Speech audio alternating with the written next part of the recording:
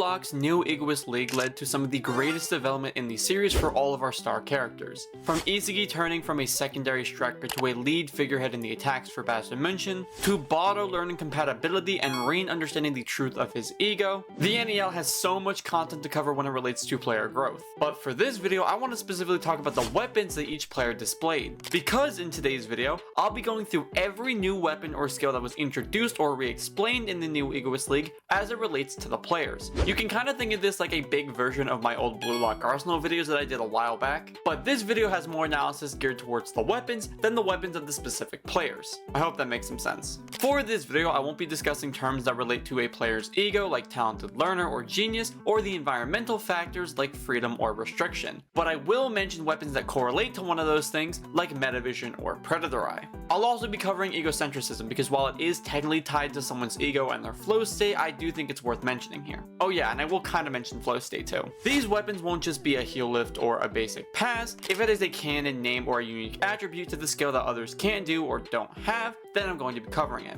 If that's still confusing for you, just watch the video and you'll understand. If you want me to cover the other elements like genius and talented learner in a separate video, let me know. Share support here and maybe it'll happen. Also, big shout out to RavinGeeks for helping me out on this video because I would not have been able to get it out on time if it weren't for him. The link to his channel is down below. And lastly, I want to leave a spoiler warning for the latest chapters of the Blue Lock manga, and if you are not caught up to at least chapter 301, I would suggest you click off this video now if you wish to not be spoiled. And also, I have a Discord server. It's called the Neo Egoist Geeks, and you should totally join it. The link to that is down below, right next to Raven's channel. Now, the first weapon to cover in the NEL is actually the first one that was introduced to us, that being total ambidexterity. Total ambidexterity is defined by the natural ability of the body to equally control and dictate both sides of your body equally in terms of coordination and efficiency. Now, there are some players who have an ability which is called semi-ambidexterity, like Nagi for example, who are less ambidextrous and more just skilled and controlled with both feet. I know, it almost sounds like the same definition, but the core difference between being semi-ambidextrous and totally ambidextrous comes down to the precision and control that the user has. Within the NEL, we currently have 3 total ambidexterity users, that being Noa, Kunigami, and Nanase. There are some people who want me to include Shido in this list, which I personally don't, but I can address him in this video just to satisfy you guys. Noa is actually the primest version of total ambidexterity. Isagi considers his unique ability to control his body with either side without losing power to be his god-given talent. And within the realm of total ambidexterity, this is what is known as perfect ambidexterity. Noa uses his perfect ambidexterity to force his style and mindset of soccer upon the world,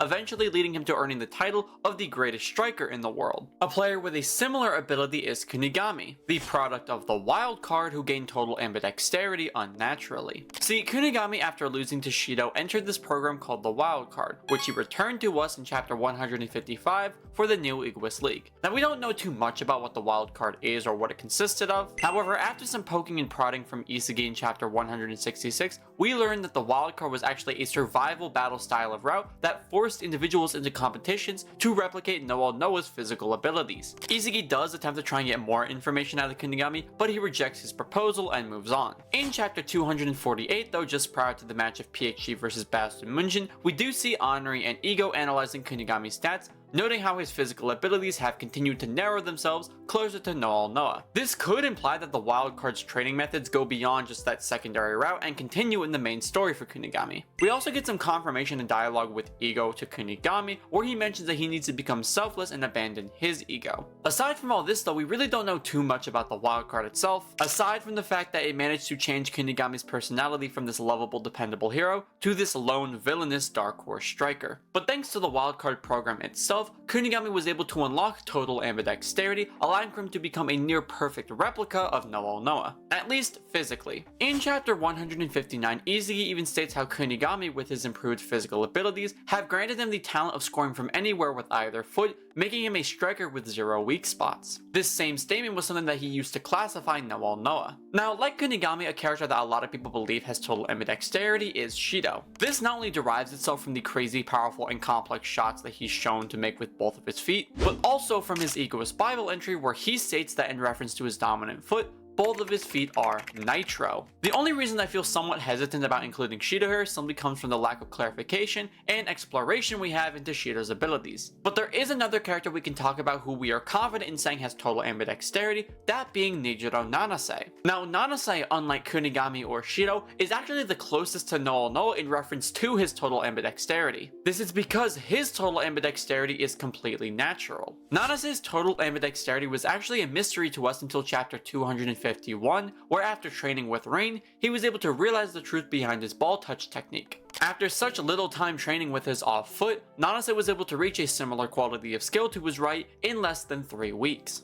And this eventually led to the reveal of his ambidexterity. But the main difference between the two ambidexterity users in Nijiro Nanase and Noa, aside from just the huge physical gap, come from the way that they actually use their ambidexterity. While Noa actively uses his ambidexterity to force his way as a goal scorer, Nanase uses it to establish himself as a post player. Rather than being someone like Kurana who can actively rotate around Isagi like a planet, positioning himself with his short turns, Nanase uses his ambidexterity to provide Rain with passes from any position, using his equally skilled touch technique to send reliable passes no matter his arrangement to Rain. But if you think about it unironically, if Nanase actually went to the wildcard, he may have a better chance of being a copy of Noa than even Kunigami does. Now the next weapon we're going to be talking about isn't even technically a weapon at all. That's because the next thing we're going to be discussing is Ginga. Now Ginga isn't just some term that was created in BLUELOCK, it does exist in the real world and their definitions are nearly identical. Ginga comes from a term used in Brazilian culture, roughly translating to the word swaying, and when it relates to soccer, it involves the free motion of your upper and lower body to your own desires. Now within the series there are currently 3 players who use Ginga in their soccer styles, that being Lavinho,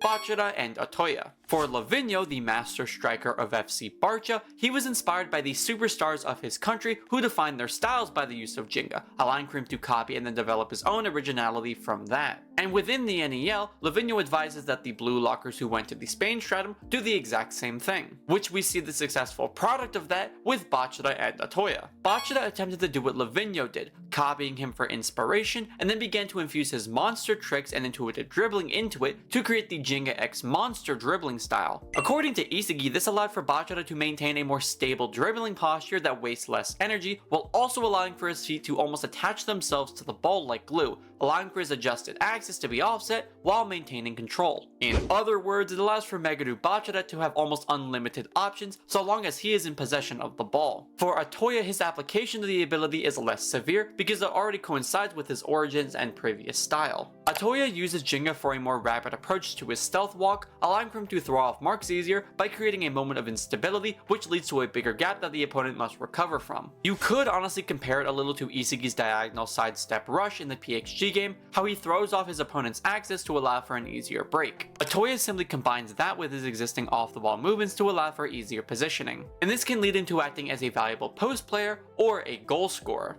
But next up is arguably the greatest shooting weapon in the entire series, that being the Kaiser Impact. Now the Kaiser Impact in itself is a powerful shooting technique wielded by the new generation World 11 striker, Michael Kaiser. However, there is more to it than just being a fast kick. The Kaiser Impact, in other words, combines several other weapons in order to be executed, weapons which will be mentioned later in this video. The Kaiser Impact is a strike and shooting style to which Kaiser applies his lightning fast swing speed in order to propel the ball forward at lightning fast speeds. This comes from Kaiser's genetic and unique trait to leverage his entire body when swinging his leg to provide enough force to the shot to make it travel at incredibly fast speeds. His swing speed, acknowledged by Noa, is stated to be the fastest in the entire world, surpassing even him. But for this specific Kaiser Impact, which we saw him use in the match against Barça, we're going to be coining that as the Kaiser Impact Strike. Now the strike version of the Kaiser Impact is the most basic version of the ability you can get without any kind of variation or special quality to it. After positioning himself in the perfect space using the Kaiser Impact, Kaiser activates his Predator Eye and snaps the ball with a powerful kick, sending it flying into the net. This style of the Kaiser Impact is actually the most used, because of how reliable it is in numerous different situations. We see him use this style of kick in both the Barça game and the Manshan game to score goals, and it was also used in the Kaiser and Ness backstory during the Bayern München tryouts. Kaiser is also able to use this on defense, seen in chapter 179 to swat the ball away from Nagi, as well as snap it away from Rain in chapter 290. The only core difference when it came to the situation with Rain is that because Kaiser was being thrown over Rain's back and it was on defense, Kaiser used his Predator Eye on the ball itself to focus on an accurate spot to strike it. Because typically Kaiser uses his Predator Eye to focus on the goal itself to identify the weakest spot to shoot to. Now there are a ton of different variations for the Kaiser impact, but this one is by far the most basic. Now don't you worry about Predator Eye or any of the other variations, I'm going to be covering them in this video, so just stay tuned for that. The next weapon I want to discuss is what is known as magic dribbling, wielded by Alexis Ness. Now magic dribbling is a unique variation of typical dribbling because it relies on Ness's unique genetic attribute. See, Ness possesses very flexible ankles, allowing him to swiftly adjust the direction of his kicks and the movement of the ball very suddenly. We see him use this ability in the match against Barca, where he's able to quickly move the ball around individuals with the use of his ankle movement and rapid acceleration. And despite what people like to claim, Ness actively uses his dribbling style outside of the Barca match, seen with him breaking past some players in the Ubers game in chapter 232 for instance. I do wish we get to see a little bit more of Ness's dribbling style, but with Kaiser as the finisher, he's always going to be given more attention in the final parts of the play. Because, I mean, it's Kaiser, right? Like, who wouldn't want to see more of him? But if you thought we were done with Ness, you were mistaken, because we have another weapon from Ness's arsenal, that being the illusionary cross. Now, the illusion cross is simply just a passing technique. However, what is special about this passing technique isn't the pass itself, but the context in which the pass appears. The pass is highlighted by the incredibly crowded area that the bastard players create in their game against Barca, leading to confusion amongst the opposing team as they struggle to plan where the pass will go. Thanks to Kaiser and his Metavision, he's able to position himself in the most rational spot to await the pass, leading to a weaker and more exposed area for him to score in. So when it comes to the illusionary pass, the pass itself isn't all that special, but it's the context in where the pass is that makes it special. But now that I've finished covering all of the unique weapons from the Barca game, if you are enjoying this video so far, leave me a like and subscribe down below to see more awesome Blue Lock content just like this. Videos like these take a long time to make, so if you are enjoying the quality of the content that you're seeing, you know what to do. It costs nothing and it helps me out a lot. And if you want to help even more, if you were to become a member of this channel, you would earn some awesome benefits like personal video requests and shoutouts in videos, but you would also get your name mentioned in the Blue Lock New World movie as a contributor to the project, and this also applies to super chatting. So like, subscribe, and become a member to show your support for my channel and my content in the future. Now the next weapon to talk about is actually an improved version of a previous skill, that being the Neo Chameleon. The Neo Chameleon is the striker version of the chameleon style used by Mikage Ryo to copy players and replicate their techniques. The Neo Chameleon though targets more striker or goal scoring oriented weapons to allow for Ryo to perform at the highest level as an individual goal scorer. Through his training at Manshan City, Ryo was able to develop his physical body in order to copy the technical plays of both Rin and Sai Itoshi. These plays include the Trivela shot, which we originally see from Rin in the match against the Japan Under-20 team,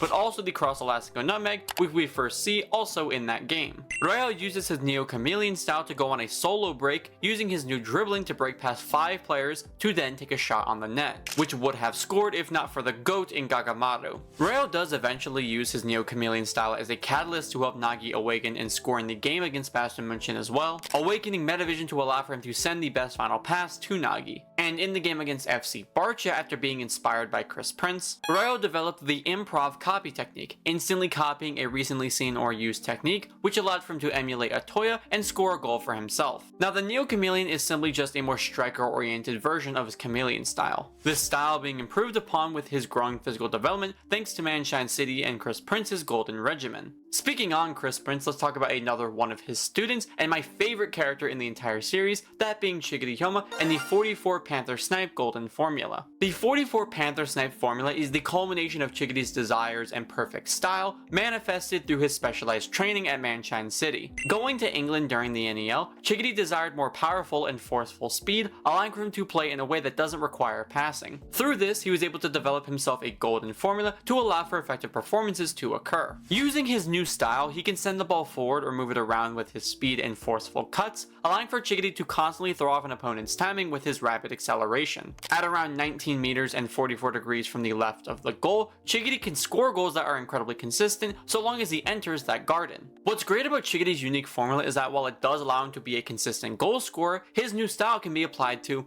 anywhere on the pitch. We see him use this new style to pressure opponents or steal possession. But going back to his formula itself, once entering his preferred space, Chigiri can hit a shot that is almost like a pass or a cross into the top right corner of the net, making it hard for the keeper to reach. Genuinely, Chigiri's goal scoring formula is one of the most consistent things in the NEL, given his self-sufficiency as a player, but also the great results that he's able to put up. We also see in the game against FC Barcha that his weapon and formula still managed to put up consistent numbers, showing the effectiveness of this new weapon. When it comes to my GOAT Chigiri, being able to talk about him and why he's so good is just the highlight of my day. But there are some obvious downsides to this new technique. Assuming you can block or stop Chigiri from entering his golden zone, his deadliness on offense as a goal scorer drops significantly. We see that from the combined pressure of Yukimiya and Kaiser that it forced Chigiri to stop moving, resulting in a forced pass being sent to Chris Prince. We also saw Corona pressure Chigiri, which led to a pass being forced out from him for a second instance. So it really seems like you need a combination of sprinter or speedster characters in order to stop Chigiri or make him ineffective. Seen with Isagi and Kunigami, two non-sprinter characters failing to do so. But overall, the 44 Panther snipe formula is a very consistent strategy for scoring goals, with only very specific individuals being able to stop Chigiri in the instance of him receiving the ball. Now next up we have a skill that is actually closer to a chemical reaction, that being orbital resonance passing. Now orbital resonance is a chemical reaction between Yoichi Isagi and Corona Ranze, which hinges on Corona's unique talent as the foothold. In chapter 177, after allying himself with Isagi, we see Corona's skills in action as a post player, using his sharp turning to break free from marks, but also position himself at the perfect distance to receive and deliver short passes. This chemical reaction allows for Isagi and Corona together to break past the pressure from Ryo, the guy who just earlier stopped Isagi in a one-on-one, but also led to them nearly scoring a goal for themselves, if not for Kaiser. After acquiring Metavision, however, Isagi was able to utilize Corona's orbital passing better, allowing for them to break down the center of the field as opposed to simply on the right side. This led to Isagi and Corona breaking past another 5 players, using simply their passing plays to get to the goal box, but also used Kunigami as bait for the final pass. Again though, it was Kaiser who stopped Isagi from scoring a goal, which led to Kunigami scoring off of a jumping volley shot. Later in that game though, Isagi and Corona incorporate Noa into their combination play, allowing for them to break through the last of Manchen's defense, including Chris Prince, to score a goal. But again, Kaiser attempts to stop Isagi, to which Isagi chooses an assist over scoring, which led to by far one of the coldest moments in the entire series. The clown in my story moment. While the Manchester City performance for Corona was definitely his peak during the NEL, he does have some involvement in other games. In the Ubers game, we see Corona and Isagi's passing plays be used to break through the Ubers defense, extorting the time that Lorenzo had given them by pushing up the field. Now the main issue that relates to this weapon isn't technically about the weapon itself, it's about the user, being Corona. Because Corona doesn't possess Metavision, he is simply keeping up with Isagi's plays on pure physical ability alone, forcing him to drain more stamina than most would. This leads to their Metavision orbital resonance passing plays being fairly limited for extensive amounts of time. And in the PXG game, this is shown even more clearly, as Corona wasn't even fully acting as a post player for Isagi, and he still got burnt out of energy within 15 chapters. So while both Corona and the Planet Hotline chemical reaction are very popular amongst the community, they aren't actually as consistent as you may think. But next up we have a weapon that has only been on display a single time in the entire series, that being the Zero Reset turn. Now like Ryo and Chigiri, Nagi went to Manchan City and developed under Chris Prince, and more specifically, Agi. The main issue that related with Nagi when he went to Manchan City comes from the fact that he really didn't have an ego or ambition or even any kind of idea how he wanted to improve going to Manchan City. While Chigiri wanted to improve his speed and Ryo desired to learn self-sufficiency, Nagi really had no plans. So after some data collection with Chris Prince and Agi, they decided to help Nagi develop a style of active play, allowing for him to dictate the flow of the game. And this is where the Zero Reset turn was developed. The Zero Reset turn is a specialized trap that Nagi uses when he is facing opposite the goal and is pressured by an opposing defender. Nagi holds the defenders off while trapping, then proceeds to swing his leg and ball around, pulling the ball further away from the defenders as opposed to advancing forward. He then uses the break he created by the distortion of the game flow to advance forward, setting the pace for himself. Because Nagi himself isn't skilled in dictation of the game, by setting a new pace with his Zero Reset turn, everyone essentially is forced to zero, making Nagi superior thanks to his genetic advantages. Now, despite the fact that it only appeared a single time in the match against Bastion München, I still consider this technique to be really cool, and I wish we got to see more of it. But we do have another Nagi technique to talk about, that being the juggling volley shot. Now, the juggling volley itself isn't necessarily very important, but it's the things that relate to the juggling volley that are important. The juggling shot is a move that appears in chapter 179 thanks to a link up between Agi and Nagi. As Agi sends a pass towards Nagi, he traps the ball with the defender on him. However, rather than controlling himself and landing, he swings his leg around and over the ball, striking with his other leg while balancing himself against another defender. But his shot did eventually get blocked by Yukimiya, who used his impressive face card to show him what's what. Now, while the weapon itself is fairly fine, the more impressive thing about it is how it inspired a different technique. While we did first see this move appear in the game of Manchan City vs Bastion München over 80 chapters later, we did see something inspired by it. Because during that game, Isagi used Nagi's juggling shot as a reference for his new shooting technique, the twin gun volley. However, rather than trapping the ball like Nagi did, Isagi swings his leg over the ball with his left foot as a feint and then connects with a righty direct shot. So when it comes to the juggling shot, the most impressive thing about this technique is how it inspired a different one. But I think it's about time we talk about one of the most popular weapons and techniques in the entire Blue Lock series, that being Metavision. Metavision is essentially Blue Lock's equivalent to high-level scanning. By using the peripherals of your eyes as well as head rotation, you're able to visually input the movements of all the players and the ball during a game. And with the power of a high-functioning and quick processing brain, the user is able to create a prediction of the next key moment of the game. This allows for the user to see these things called meta points, which are typically the weakest or most dangerous spaces on the pitch, which a Metavision user should intend to try and move into to stop the current play or achieve the most realistic goal. Another benefit to the ability is the assistance with passing. Midfielders with Metavision can view the perfect spot to pass to with this vision style, allowing for them to know exactly where to kick the ball to. During the game against Manchan City, Isagi was able to consciously awaken Metavision thanks to his understanding of Kaiser and his plays,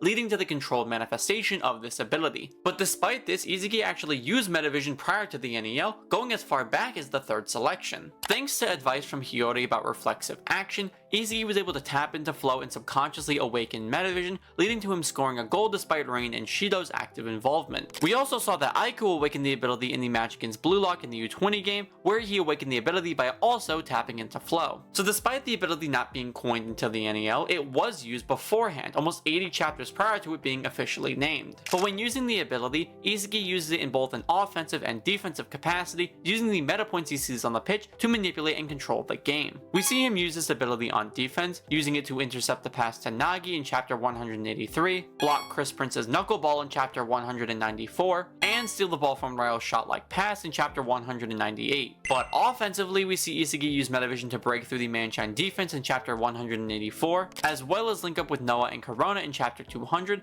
and assist Yukimiya in chapter 202. Now, Isagi wasn't the only character to have awakened Metavision, and as we progressed throughout the NEL, more and more characters began to unlock the ability. Key examples being Ryo in the Manchan game, Nico and Hiyori in the Ubers game, and Karasu in the PXG game. Now, despite what a lot of people want to believe, Metavision doesn't technically help when going into a one-on-one matchup. Metavision's entire purpose is to discern the weakest position or place on the field and show the user where they should actively move into in order to stop or complete the play. But when it comes down to actively stopping them, they can't really use Metavision to win a 1v1 matchup. This is why you see someone like Isagi losing to Burū in a one-on-one in relation to a goal-scoring situation, because Metavision isn't made for 1v1s, it's made for 11 vs 11s. But because soccer is an 11-on-11 sport, you best believe that Metavision is the better of the two abilities. But now it's about time we cover one of the greatest technical plays in the entire Blue Lock series, that being the 5-stage revolver fake volley. Now, not only is the 5-stage revolver fake volley an evolution of the previous 2-stage revolver fake volley that debuted in the second selection, but this goal is also a one-of-a-kind miracle goal. By awakening flow thanks to his reunion with Ryo, Nagi challenges Isagi to a one-on-one in chapter 190. During this matchup, Nagi doesn't just hit one trap, he doesn't just hit two,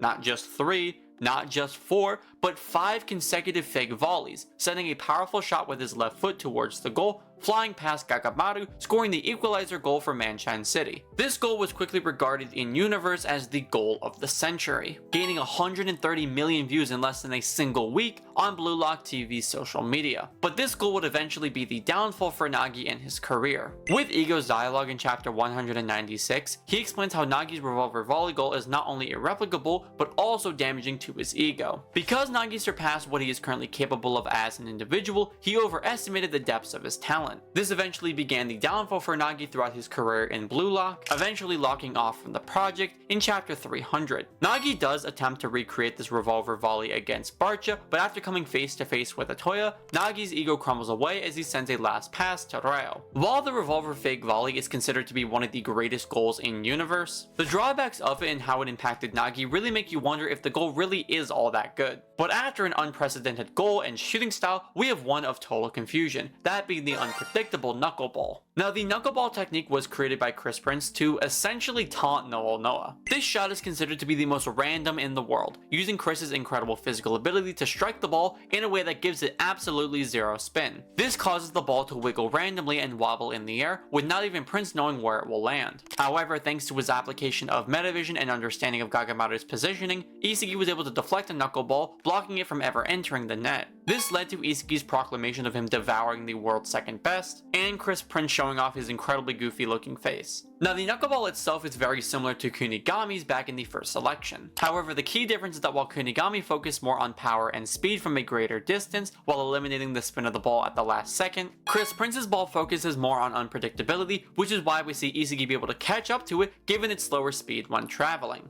And the only reason that Isagi could even predict it was because of Gagamaru's positioning on the right and Chris Prince's angle when shooting, giving Isagi an idea using Metavision as to where the ball will likely go. While this shot and shooting technique may not be memorable to some, it really sticks out to me. I just love the aura and the art as it flares off the ball, and it gives me a very ominous vibe to it. But hey, maybe I'm just a fan of underrated shots. Now, next up we have the weapon, and I mean the weapon that I mentioned at the beginning of the video, that being egocentrism. Egocentrism, also known as the protagonist feeling, is a concept that Isagi learned in order to increase the potency of his Metavision and playmaking skills. Egocentrism is the concept in which a player believes themselves to be the center of the current play, which is a key factor in leading most players to flow. We see this experience with Nagi when he performed his 5-stage fake volley, as well as Ryo sending a pass to Nagi in chapter 198. By understanding and gaining the protagonist feeling, Isagi was able to tap into flow and achieve his peak performance, which ended in the Manshan game by sending a pass to Yukimiya to close it out for a Bastion München victory. And this also led to Isagi calling Kaiser the clown in his story. While the concept of egocentrism did allow for Isagi to expand the quality of his Metavision, it's sadly never mentioned again aside from the Manshan game. So maybe Nagi took that concept with him when he left Blue Lock because Isagi just forgot about it or something.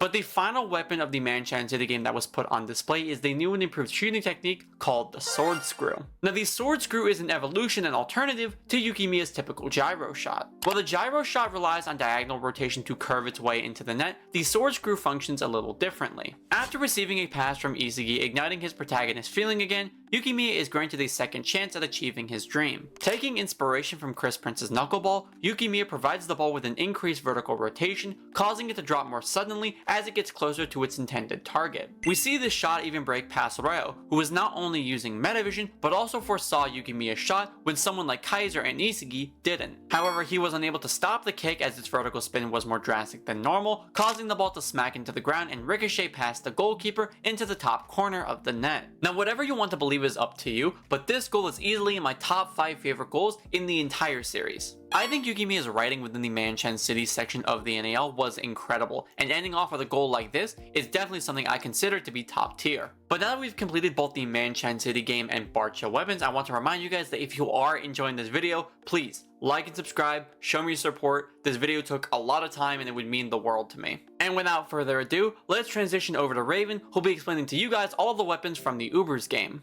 You ever just wanted to move as if your bones are compressed into a neat and tidy sandwich? Well, look no further than zombie dribbling, possessed by the one and only Don Lorenzo. Lorenzo's dribbling style involves operating his upper and lower body in a way that makes him completely uncoordinated, like a fucking fish out of water, making it extremely difficult to read his entire center of gravity. Also like a fucking fish out of fucking water. This technique allows Lorenzo to effortlessly dribble past his opponents by confusing them with his unconventional movements. This is primarily because of his long and lengthy body type, as if he was built like Arrow, but somehow worse. This dribbling style is most definitely the key to his ace-eating title, in which can make him effectively steal the ball and deliver it to his own ace upfield, and most frequently that player is the man, the myth, the legend, Burū. This was shown with Lorenzo stealing the ball from Kaiser to then dribble up past Kunigami in an easy one-on-one, for him then to absolutely destroy Raichi's rectum with the related skill known as Zombie Step, where he feeds himself his own nutmeg to break past his opponent who challenges him. Lorenzo rightfully obtained his new Gen 11 status as a defender with this weapon, and we are very likely to never see this kind of dribbling style on any other character. Isagi, upon realizing the weakness with his direct shot in relying on his core balance using his left leg whilst taking the shot with his right, especially after both Sai Itoshi and Kaiser both took advantage of this weakness. To get past this, Isagi learned the trait of ambidexterity from Kunigami via how he trained to obtain it himself, and in the Ubers match he put this into practice when in front of the goal and Nest thrown him off his balance for his right foot to bear no striking usage, which revealed a direct shot with his left leg. Later on in the match it was confirmed that Isagi could use 40% of his shooting power when faced up against IQ, but IQ blocked his shooting path. This was also the ability that Isagi had used to get his first goal in the entire NEL, and became a more reliable tool for him to use for more proficient passing going forward. Burū is shown the light, ironically enough, by Snuffy upon him joining the Ubers team regarding his middle shot attributes. While his shot is powerful and accurate, goalkeepers seeing it coming would always make the shot much harder for him to plant into the net, so Snuffy's solution to this, of course, is to use either the players on Ubers or the opposing team to cloud the goalie's vision to prevent them from seeing when the ball starts to where it will end up coming towards the goal. This is known as the stealth kill shot, one really strong newly introduced ability, but it was very situational considering the lack of knowledge regarding of the opposing team on how to stop it when it was first shown, which upon its use will lessen the effects of the goal scoring ability, in which will lead to a not so replicable goal scoring weapon. But it did manage to get Burū his first goal against Bastard Munich, but at least that can distract you from his ridiculous looking hair.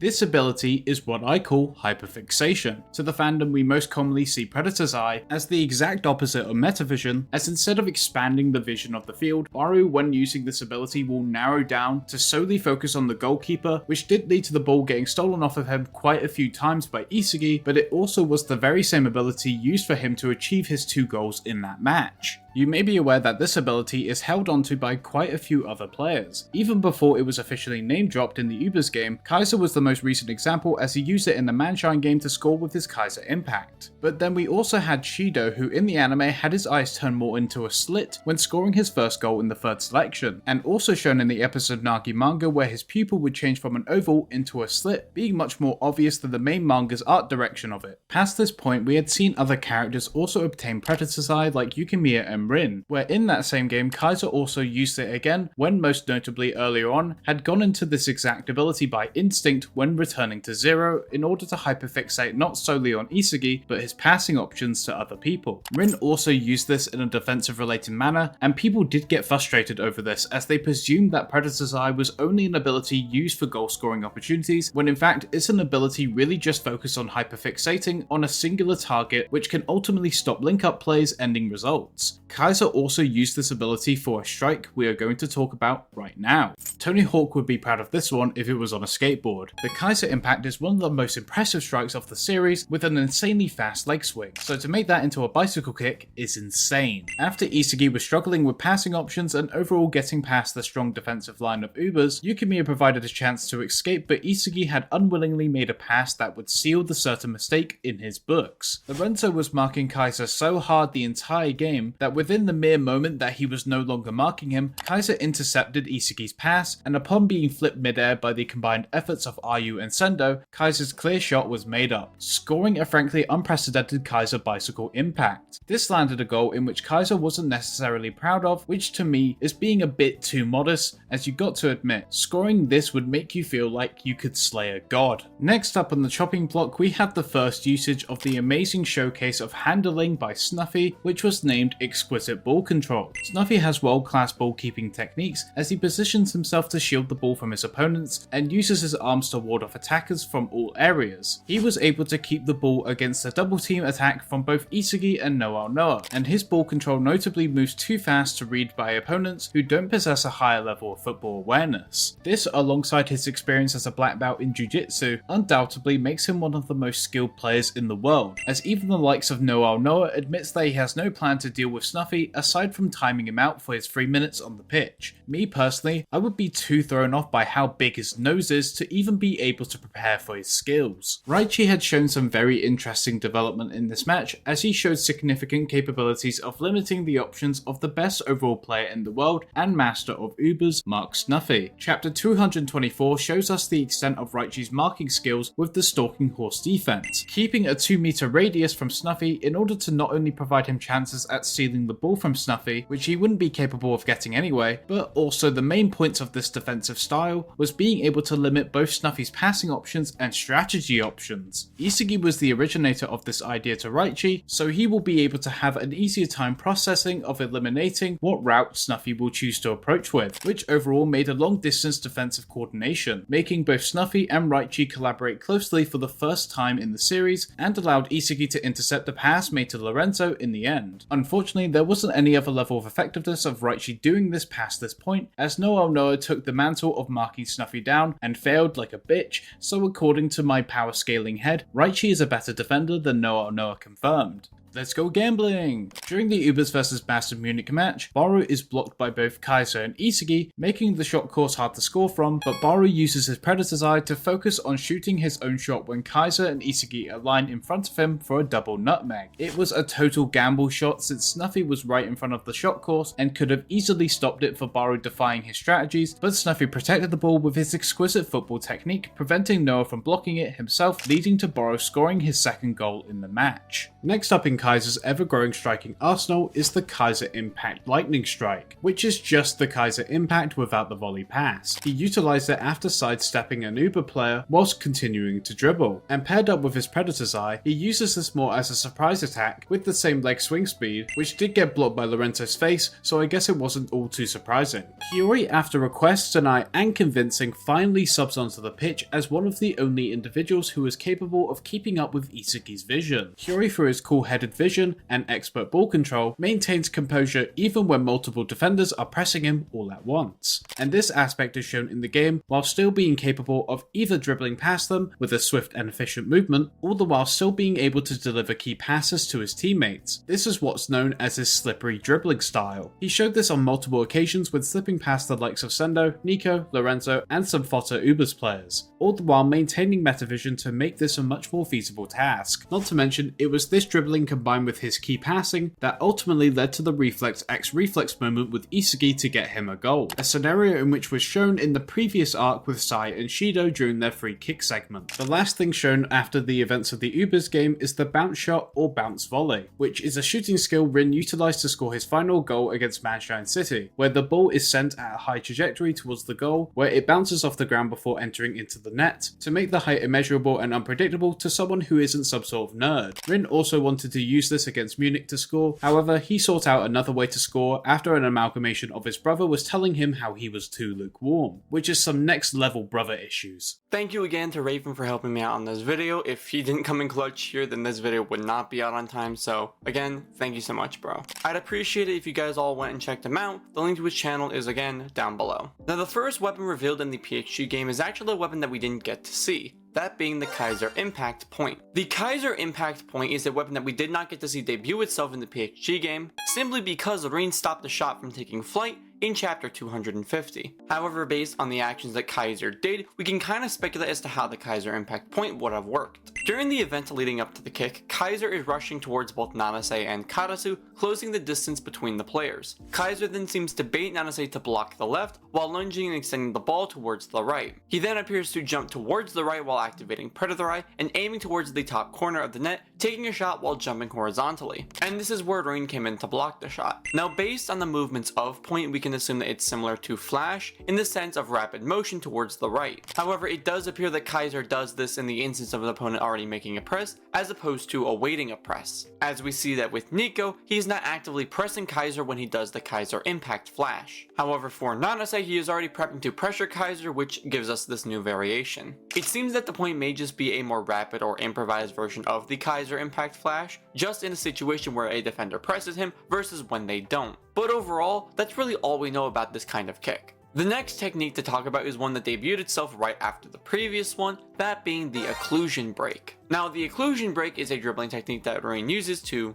coincidentally, break through Bastard München's midfield. By combining his incredible game sense, ball control, rapid acceleration, and technical skill, Rain is able to chip the ball forward and dribble around opponents within a tight space, leading to a successful solo break. This is really the only time we see the occlusion break occur to this degree, as we do get a slight variation of it later in the story when Rain enters Destroyer mode. During those breaks, Rain is much more physically imposing and forceful, swapping out his more tactical and refined movements with ones of more force and aggression. While this does lead to an array of wider turns, rapid cuts, and riskier plays, Rain is still able to play with incredibly high tactical skill and physical dominance, holding off multiple people as he progresses down the pitch. While I do kind of get people's annoyance when it comes to seeing Destroyer mode over and over again, I gotta admit, I love it. I think it's really cool. Now next up we have an ability that not many people know exactly what it is or what it does, that being Charles' unique eye design. Now many people believe that this eye design could be a unique style for Metavision that Charles can use, but I'm not sure if I agree with that theory. There's just so many different factors that contribute to this eye being something different than just a unique Metavision design. The unique sound effects that Charles uses when activating this ability being different than Metavision, the unique design to the style looking nothing like the other special Metavision designs, and the fact that Charles has already been shown to have the standard Metavision design. So then, what exactly could it be? Well, I theorize that this eye has something to do with ball trajectory and passing. The first is when sending the ball somewhere, and the second is when intercepting the ball. And because of this, I have an idea as to what this eye design could do. This vision style allows for the user to visualize the trajectory of a pass nearly perfectly even before launching the ball. This allows for the player to adjust their pass speed, spin, and location even before they kick the ball. This would explain why Charles is not only able to hit such insane passes such as the Rabona cross with immaculate precision,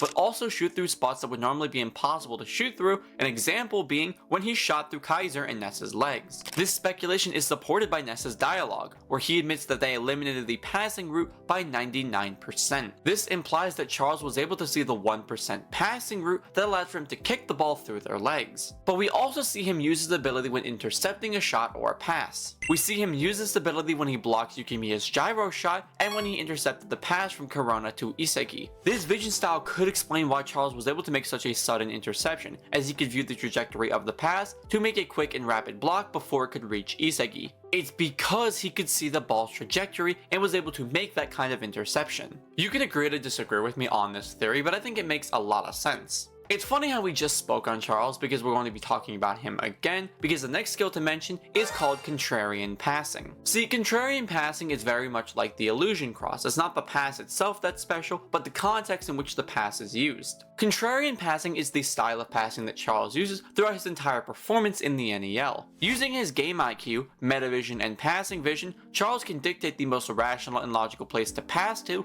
and then he does the opposite. This contrarian style is incredible when it comes to throwing off the opposing team's perception of the play, embracing irrationality over logical thinking. We see this passing be put on display when it comes to Charles versus Kaiser and Ness. Charles has his route originally blocked off by them, however he still manages to pass to Shido through their legs, as opposed to Rin, who is running next to him in a more logical position. I feel like many people forget that while Charles does play like a contrarian and do irrational things, he is still a talented learner. He simply chooses the irrational route over the more logical one, because that's just who he is as a player. And honestly, I think it's a pretty cool character trait. Next up, we have a passing technique that was shown in the same chapter as Charles' contrarian passing, that being the rapid alley cross. Now, the alley cross is dictated by the incredible tactical skill and high speed that Hiyori puts on the ball when kicking. After blocking Charles and receiving a pass from Raichi, Karasu, Zantetsu, and Nanase all begin to triple press Hiyori. However, they are unable to stop him thanks to the debut of the rapid alley cross. The alley cross is used in tandem with Hiyori's Metavision, allowing him to see the players as walls of an alley to shoot a precise kick through. This pass eventually does fly through their press, flying towards Isagi as he rushes towards the goal. I think the alley cross is honestly one of Hiyori's best panels in the entire manga, simply because of how dynamic this pass actually looks.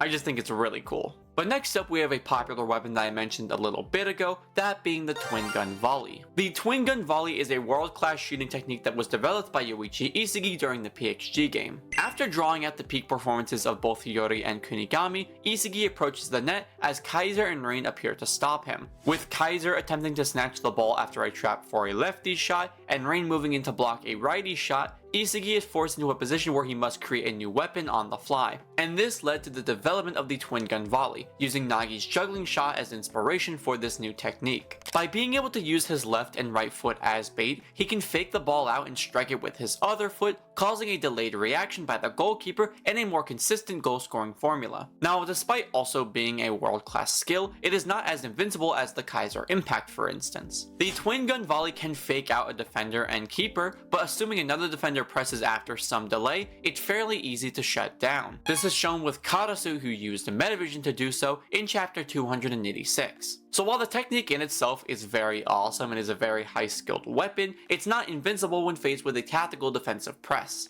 But next up we have the pass that brought out a miracle goal, that being the borderliner backspin pass. Now this style of pass was used by Kiora in order to draw out Kaiser and let him score the Magnus goal in chapter 266. Thanks to Kiora's philosophy as a borderliner, he allies himself with those most likely to produce the greatest results for him, and was placed into a situation in the PHG game to ally himself with either Kaiser or Isagi. Because of this divide, Kiora decides to align himself with Kaiser, sending a fake pass to Isagi to dismantle the opposing defense. However, after making contact with the ground, the ball begins to roll backwards towards Kaiser, eventually stopping in place to allow for his Magnus to connect with perfect precision. We do only see this technique be used once, but this play was the conditional factor that allowed for Kaiser to hit the Magnus correctly and not only reawaken, but also bring Bastion München into the lead. This single play also let Kiora survive the NEL, so it's got more than just its in-game purpose. But next up, we have not only one of the most technical shots in the entire series, but by far one of the best goals in the story,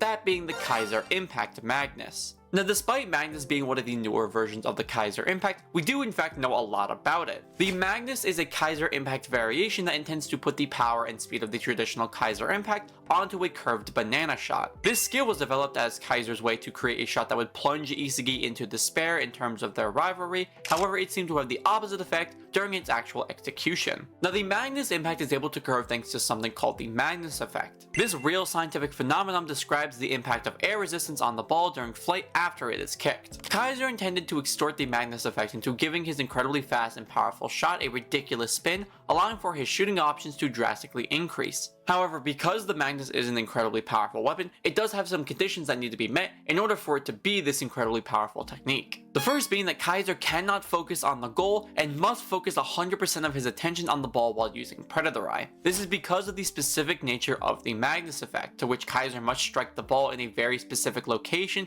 in order to produce appropriate results. The second core condition must be that the ball cannot be moving and must be stationary on the pitch. Because Kaiser must strike the ball with absolute precision, the ball itself cannot have any external factors affecting it in order for it to move in the way that he wants. If this happens, the spin and curve on the ball will be less than needed, resulting in the shot going off course like it did with his very first attempt. During the PHG game, Kaiser was undergoing a mental reawakening, understanding the true depths and origins of his ego. And thanks to a pass from Kiora and a little grace from luck, Kaiser was able to make direct contact with the ball, turning the air itself into his ally, scoring one of the greatest goals in the entire series. If every condition is met, the Kaiser Impact Magnus is a near unstoppable weapon. Unless for some reason you have a God Sprinter and Loki waiting to intercept it, but I don't know if you would all the time. But overall, the Magnus Impact is literally a cheat code if everything is perfected. But now I think it's about time we talk about the flow state of BLUELOCK's number 1, that being Destroyer Mode. Now, Destroyer Mode is a unique manifestation to flow that originates itself from the depths of Rain's ego. By understanding the conditions for this evolution, being the sacrifice of yourself for the purpose of your desires, Rain was able to consciously tap into his flow state, also known as Destroyer Mode.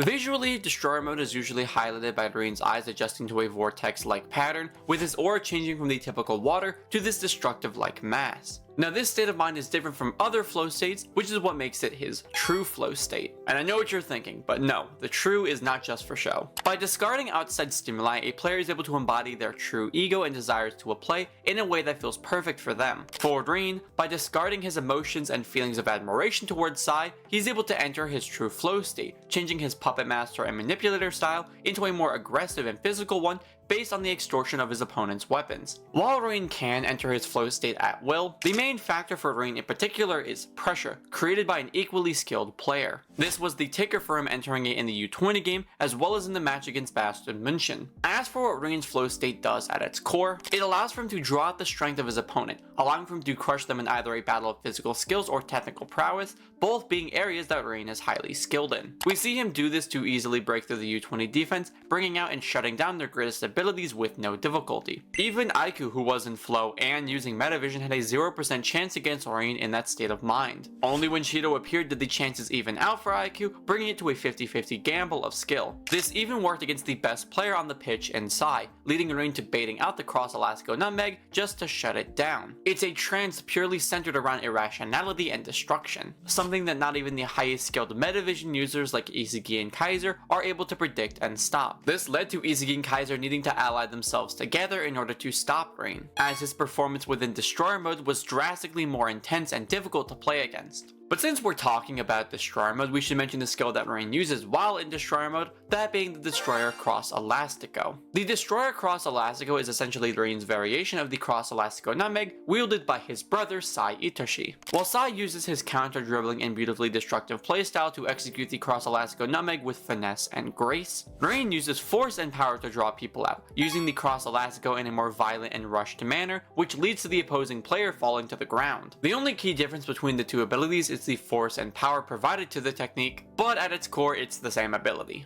Now it's time to switch back to Charles for a minute, because we are going to be talking about one of the highest skilled moves in the entire series, the Rabona Cross. There isn't much to talk about in relation to the technique because what it is essentially in the name. After receiving a pass from Rain, Charles dribbles to the corner of the pitch and then hits a cross using a Rabona chip towards Rain, but is also placed in a location that Shido could reach as well. The Rabona cross is arguably one of the greatest technical plays that we've ever seen from a midfielder, as not only are Rabonas hard to do at this level, but the fact Charles could put it somewhere that both Rain and Shido could effectively reach just shows Charles' precision when it relates to his passes. This is what leads people to saying that Charles is the second best U20 midfielder in the entire series, maybe even the best, and sometimes it's hard to argue with those claims. But right after the Rabona cross, we get the reveal of this next technique, being the Destroyer Crash Shoot. Now the Crash Shoot was the technique that Rain used to bring PXG back to a tie against Bayern München. After being sent a pass from Charles' Rabona cross, Rain attempts to intercept the pass before Shido can reach it. However, Sai's illusion shows up to press him. Due to his mental struggles when it relates to Sai and his ego, Rain hesitates to take the shot.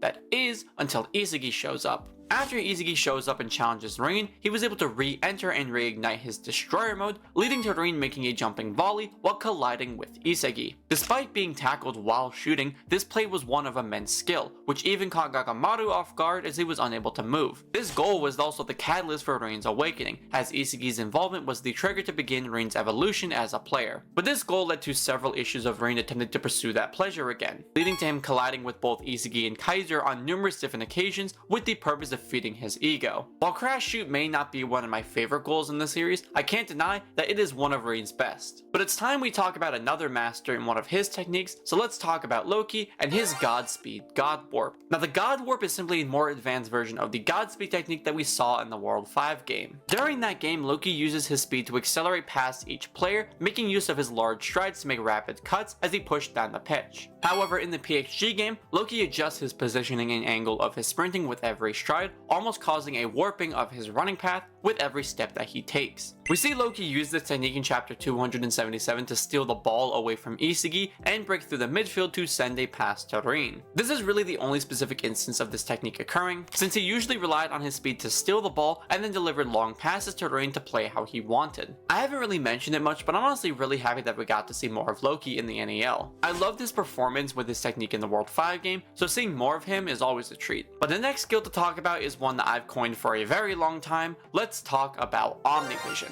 Now you will likely hear other people call this unique eye design Super Metavision or Hypervision or Metabrain, and you could really call it whatever the hell you want because it does not have a canon name yet. Omnivision is this puzzle piece like design which expands itself from the eye, branching out towards the cheekbones and face of the user. The outer design of the eye adjusts its appearance to adopt the puzzle pieces themselves, resulting in them and the user's hair glowing. Now, the only confirmed user of Omnivision is, you guessed it, Yoichi Isagi, who debuted this ability in the game against PXG. After getting beat by the Destroyer Cross Elastigirl, Isagi is frustrated and begins to chase after Rain, awakening this new design. Now, while we really don't have too much to go off of in relation to this design, we can speculate that Omnivision is kinda like Destroyer Mode, but for Isagi. It's his true flow state. This is highlighted a lot through not only Isagi's dialogue, but also his actions, competing in pretty much mirroring Rain's Destroyer Mode in their face-offs. This ability seems to act as the evolved form of Metavision, allowing for Isagi to predict the unpredictable, and rather than just understand rational plays, he can comprehend illogical plays as well. We can justify this by seeing Isagi appear not only where Rain's intended scoring point was in chapter 275, but also as Isagi challenged him after awakening this ability again in chapter 282. He appears to move into the more irrational spaces that Rain chooses to invade, concluding that Isagi can in fact see these illogical meta points. I've made numerous videos on what Omnivision is and what I think it can do, so if you're interested in learning more about it, go check them out. Or maybe wait, because I may make another video on it in the future. But bottom line is that this ability is just Isagi's true flow state and true ego manifested in the same way that Rain has Destroyer Mode. It allows for Isagi to pursue total rationality while competing against those who pursue total irrationality. But it's about time we talk about the GOAT for a minute, because you know the Gagamaru Glaze is here. Let's talk about Bear Claw Deflection.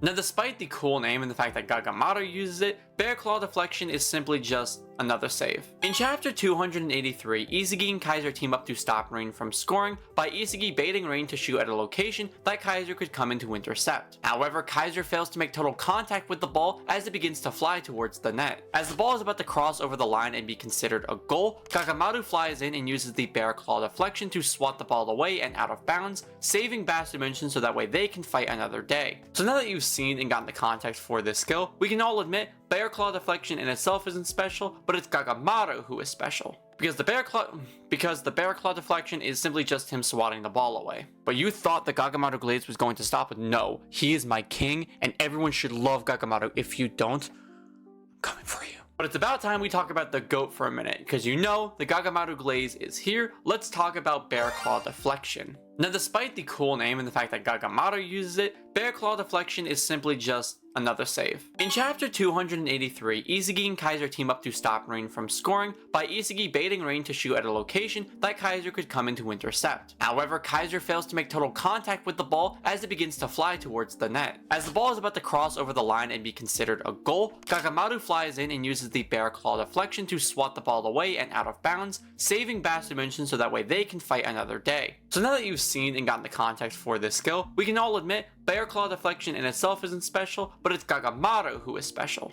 Because the Bear Claw Deflection is simply just him swatting the ball away. But you thought the Gagamaru Glaze was going to stop it? No, he is my king, and everyone should love Gagamaru. If you don't, I'm coming for you. But next up, we have the final Kaiser Impact variation that we see currently in the story, that being the Kaiser Impact Cross Magnum. Now, the Cross Magnum is very different from every other variation of the Kaiser Impact. That's because this shot isn't even technically a shot. The Cross Magnum takes the insane capabilities it has as a shot and creates a speedy pass that can break through several individual blocks. It's very similar to Hyorei's Alley Cross, except with way more speed. I've seen a lot of people mock Kaiser for turning this shooting style into a pass, and I don't really know why they are. I mean, it's a pass that takes the speed and precision of the Kaiser Impact. That's an insanely good way to use this ability if you can't score yourself. Now, the reason for it being titled the Cross Magnum comes from the fact that it is technically a Kaiser Impact Magnus pass. I really love this application of the Kaiser Impact because it just shows how good Kaiser can be as a passer, shown with the almost instant snap and speed of the ball. Kaiser is still way cooler as a goal scorer.